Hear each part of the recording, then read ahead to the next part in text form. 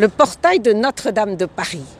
Ce portail central, sur cette façade tournée vers l'ouest, vers le soleil couchant, illustre le thème du jugement dernier, la vie après la mort. Au sommet de ce tympan, le Christ, les bras étendus, nous montre ses plaies. C'est par ses plaies que nous sommes guéris. Et c'est toute la miséricorde du Seigneur qui se déverse sur ceux vers qui il se tourne.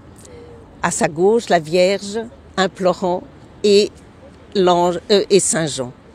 Le double message de ce portail est à la fois la miséricorde, comme je viens de vous le dire, et en même temps la mise en garde.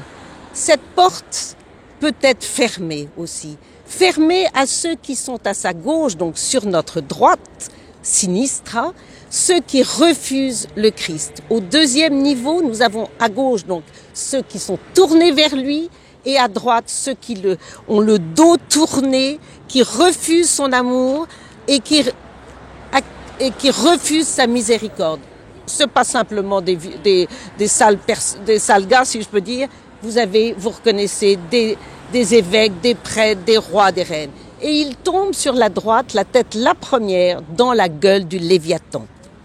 À gauche, on aperçoit Abraham, le père des croyants, des juifs, des musulmans, des chrétiens, avec tous ses enfants sur les genoux. Mais cette mise en garde, c'est si vous ne vous convertissez pas, lorsque vous verrez Abraham, les prophètes et les prophètes, vous ne pourrez pas entrer, vous frapperez à la porte, mais la porte vous sera fermée. Alors, gardons ce message à la fois de mise en garde, de se convertir et en même temps de se tourner vers le Seigneur qui nous ouvrira la porte.